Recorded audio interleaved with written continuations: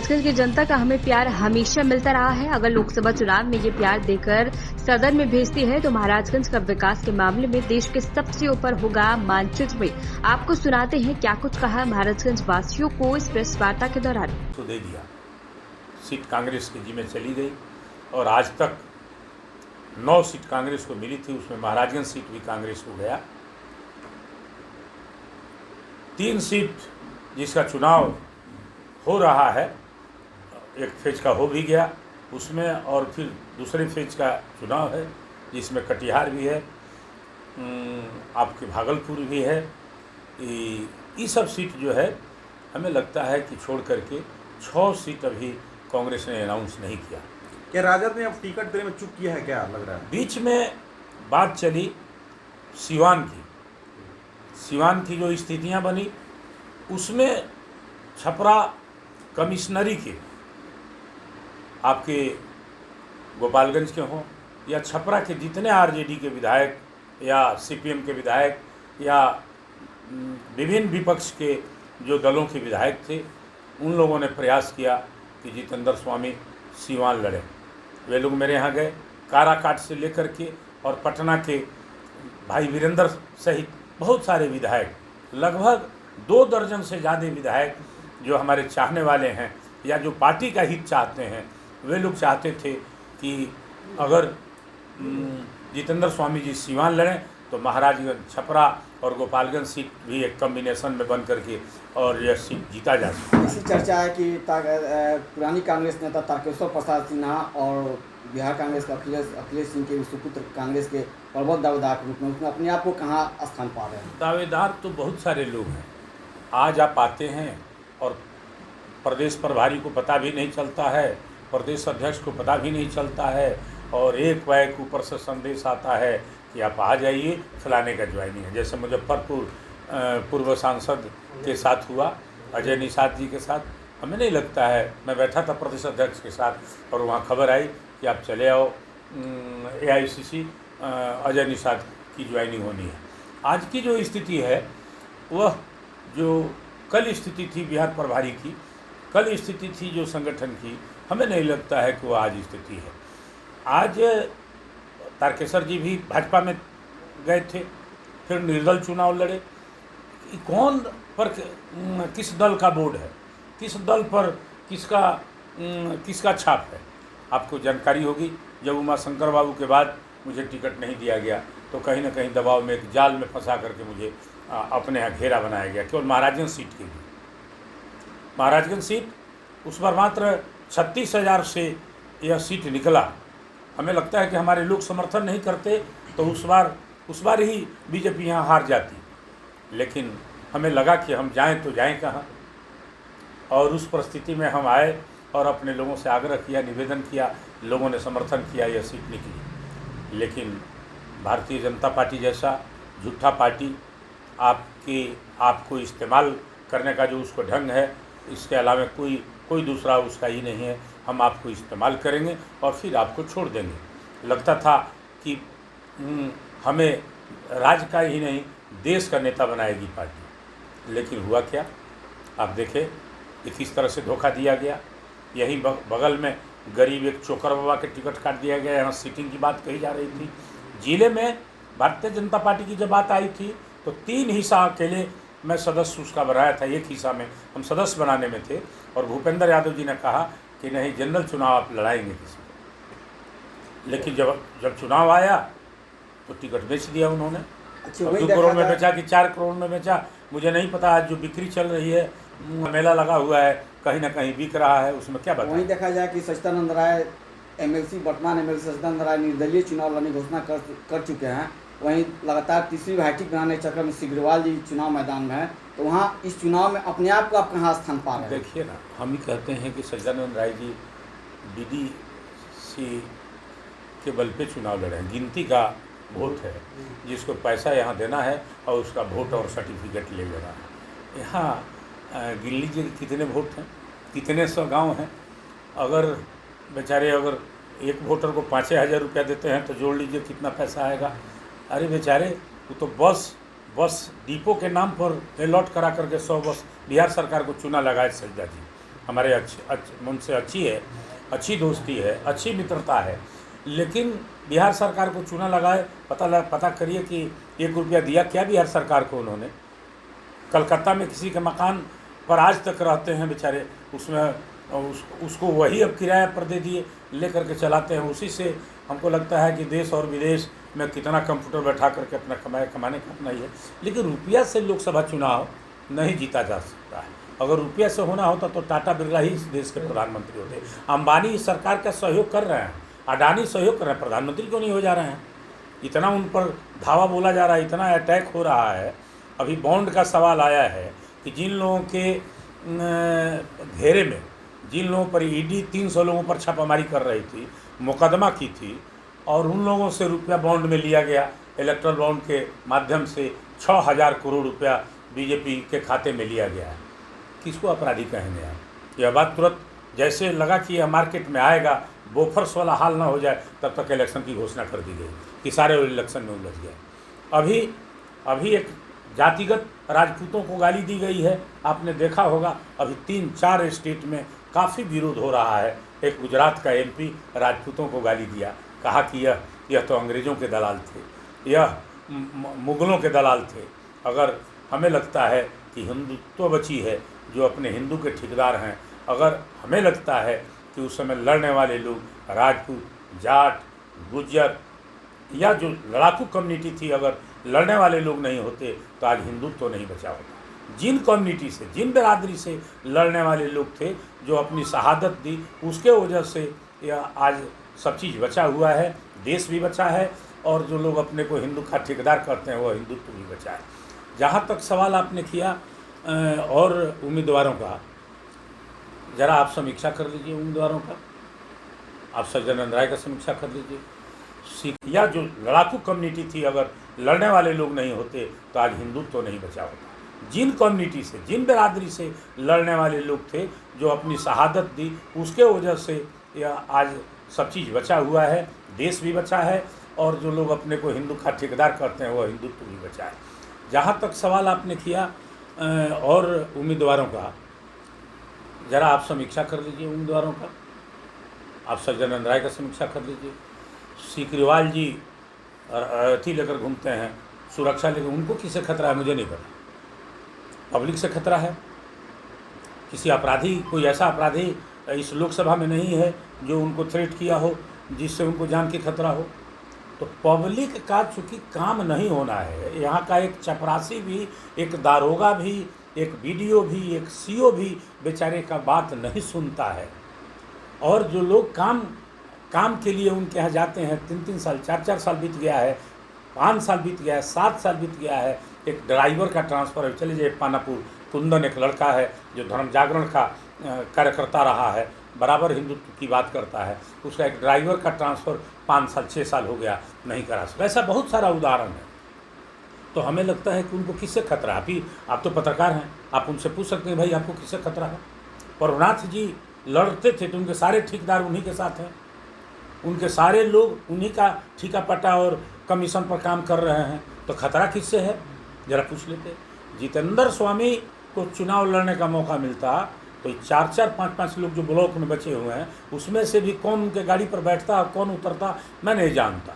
जिसमें नेह और स्नेह मेरा है, हमें लगता है कि बहुत सारे लोग गाड़ी पर नहीं बैठते, गाड़ी पर नहीं रहते। आज भी वही स्थिति है, बेचारे कहीं कहीं टिप्पण लिखवा करके आए हुए हैं जो अपना स्टेज है। वहीं देखा जाए कि भाजपा की सांसद लगातार सत्ता में 10 साल से हैं, सीकरीवाल जी 10 साल से लगातार कंटिन्यू सांसद हैं। वहीं महाराज उनकी मुद्दा, केंद्रीय विद्यालय की जमीन न मिलना, बिहार न्यायालय, जिला आदि मुद्दा जो है वह आधार में लटका हुआ है। और आपकी जनता अगर आपको सरताज देती है, सीट देती है, तो आपका क्या प्राथमिकता? अभी देखिए ना, सम्मान की कमी उनके यहाँ नहीं है। आप उनको अभी राम प्रवेश राय, हमें लगा कि दरोगा राय चौक पर जब मंत्री थे तो कितना उनको फजीहत किया, बेइज्जत किया, मुक्का जूता कितना उन पर चलाया। ये बात सब नहीं बोलना चाहिए, मैं नहीं कह सकता। अभी जो घटना घटी पटना में, जो लोग वीडियो देख रहे होंगे, वो स्वयं दौड़ करके पिटाए, उसमें हमें नहीं लगता है कि कोई लाठी चली।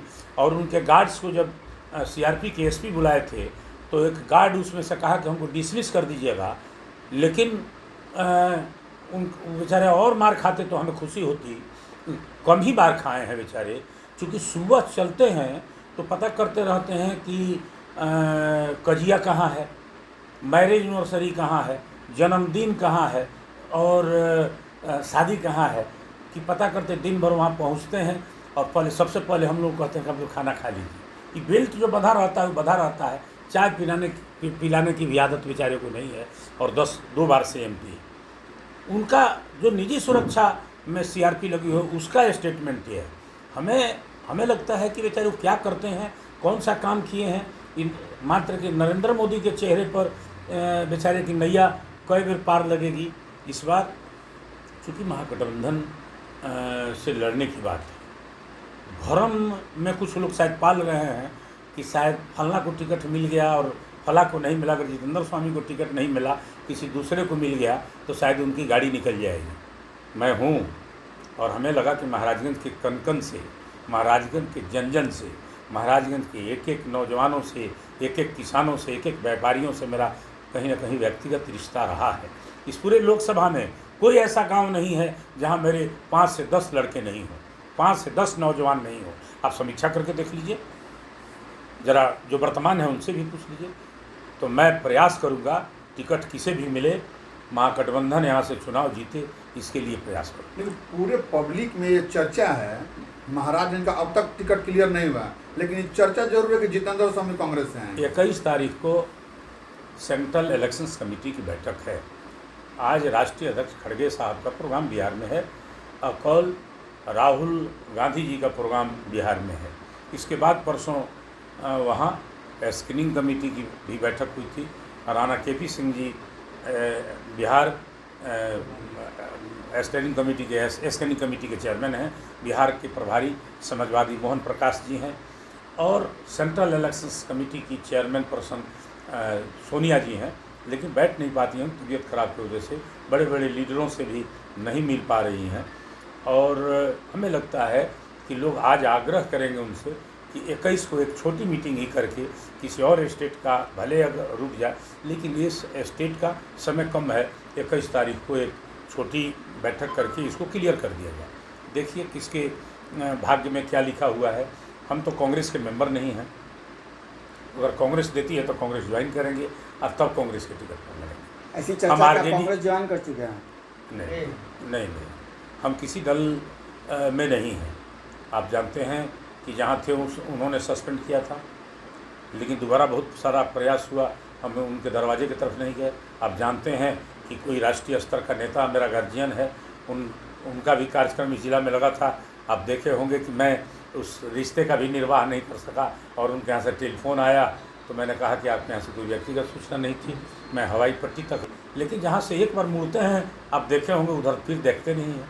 बहुत सारे लोगों से मुझे कोई विवाद तो नहीं है, अगर दरार पड़ा हम जिनका मदद किए उनसे दूरी बनी तो केवल वैचारिक मतभेद को लेकर के महाराजगंज में कहीं तोड़ हुआ, जैसे सतजोड़ा में मर्डर हो गया, याद होगा आपको चुनाव के बाद, और जो जिम्मेवारियाँ दी गई थी वहाँ ई गए तो इनको काम दे दिया गया, ई गए तो इनको काम दे दिया। इसमें गौतम टोली में एक विद्यालय में झमेल कर दिया, तो हमें लगा कि वह व्यक्ति समाज को तोड़ने का काम कर रहा है, इसलिए कहीं ना कहीं मैंने उनसे अपने को अलग किया और वैचारिक मतभेद हुआ। कहीं कोई झंझट नहीं हो, आप कोई नहीं सुने होंगे कि हमने उनको गाली दी और उन्होंने कि चूँकि आपका कर्म स्थली महाराज में रही है, वैचारिक मतभेद हुआ। कहीं कोई झंझट नहीं हो, आप कोई नहीं सुने होंगे कि हमने उनको गाली दी और उन्होंने कि चूँकि आपका कर्म स्थली महाराज में रही है, जन्मस्थली शायद रेनुआ है, सिवान लोकसभा क्षेत्र में। मुझे जन्मस्थली रही होगी रेनुआ, लेकिन मुझे नहीं पता। जब मेरा आँख खुला तो आप ही के आंगन में आँख खुला, सवान में आँख खुला और मेरा बचपन भी यहीं बीता। जवान और इंटर में कॉमर्स कॉलेज में गए थे, लेकिन एन कॉलेज में जब नामांकन मेरा हुआ और एन कॉलेज की बहुत व्यवस्था थी, जब उसको मैंने बदला और फिर BA में पटना कॉलेज आ गया, फिर था तो उमाशंकर बाबू 5 बार यहाँ से विधायक कैसे होते? उमाशंकर बाबू यहाँ से लोकसभा के इस देश के बड़े सदन के मेंबर कैसे होते? चूँकि जब चाहते थे नहीं गए और नहीं चाहते थे, जब उनकी नहीं इच्छा थी तब वो लोकसभा के मेंबर होकर के गए। है जो ताकत दी है, जो बल दिया है, जो संबल दिया है इस पूरे कमिश्नरी में, या प्रदेश में भी किसी को यह संयोग से सौभाग्य नहीं है। मैं हाउस में हूँ या न हूँ, मैं विधानसभा या लोकसभा में रहूँ या न रहूँ, लेकिन उससे ज़्यादा चाहने वाले लोग मुझे आज भी हैं। तो इस यहाँ की व्यवस्था कैसी होनी चाहिए यह मैं बतलाता आपके सामने। उमाशंकर बाबू का करोड़ों रुपया एक बार महाराजगंज, केवल महाराजगंज बाजार के पीरियड में खर्च हुआ। इंडोर स्टेडियम आपके सामने है, जिसको हम चाहते थे कि देश का एक स्पेसिफिक 12 इंडोर स्टेडियम हम लोग देख करके आए थे। यहाँ के नौजवानों के आग्रह पर वह किया गया था। जब अशोक जी मंत्रा, आपको माता अनारकली जाकर देखिए, 2-2 रैंप बना और 2-2 ऑपरेशन थिएटर बना। एक साजिश के तहत हॉस्पिटल को लेकर के वहाँ ले जाया गया। उसमें बैजनाथ पंडे जी और पुरनाथ बाबू का दोस्त था। 4 करोड़ 10 लाख का मैंने टेंडर करवाया।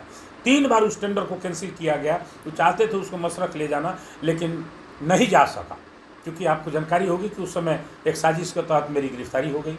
यहाँ 4.5 बीघा से ज़्यादा ज़मीन पड़ा हुआ है हॉस्पिटल का। अगर दोनों यहीं रहता तो इसका एक दूसरा मायने होता। आप एक साजिश के तहत अनुमंडल वहाँ बनता, जेल वहाँ बनता और सारी व्यवस्थाएं बनती, लेकिन हॉस्पिटल यहाँ होना चाहिए था मार्केट के बीच में। इसका क्या मतलब था? हम करोड़ों रुपया लगा करके हॉस्पिटल और इंडोर स्टेडियम बनवाए थे उमाशंकर बाबू। पहली बार उपराष्ट्रपति इस जिला में भी कभी कोई उपराष्ट्रपति आपके यहाँ नहीं आया। जब हम गवर्नर को बुलाए थे तो 3 गवर्नर उसी महीना में इस बिहार में आए।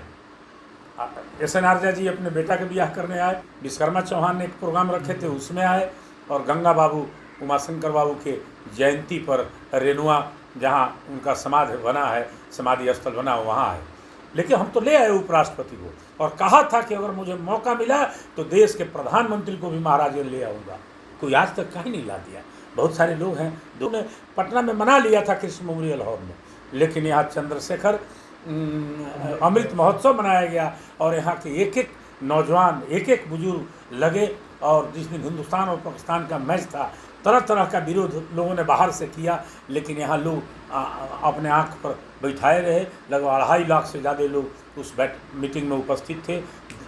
राज्य का हेलीकॉप्टर और दत्ता का प्रयोग महागठबंधन के लोग करते हैं, तो निश्चित रूप से मैंने कहा है छपरा सीट पर कि अगर ज़रूरत महसूस की, विश्वास किया लालू यादव ने, अगर भरोसा किया तेजस्वी यादव ने, अगर भरोसा की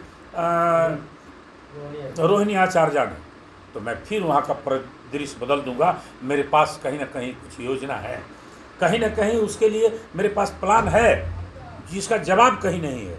इसलिए हम उसमें क्या कह सकते हैं? किसी दीवान जो टिकट दिया गया है, आप समीक्षा कर लीजिए, उसमें हम क्या बोलेंगे। तो सीमांत करें तो एनडीए से विजय लक्ष्मी जी है, राजद से अवध बिहारी चौधरी, हिना साहब और जीवन यादव, 4 उम्मीदवार जो हैं, चरकुड़िए लड़ाई, उस पर क्या लग रहा है सीवान में क्या होगा? तो आप समीक्षा करिए ना, आप समीक्षा करिए। आप समीक्षा करेंगे तो आपको पता चल जाएगा कि किसकी क्या स्थिति है। सब हवा में सब चीज़ आ ही रहा है, हम उस पर बोलेंगे तो उचित नहीं है, क्योंकि हम अभी महागठबंधन के डणार पे हैं।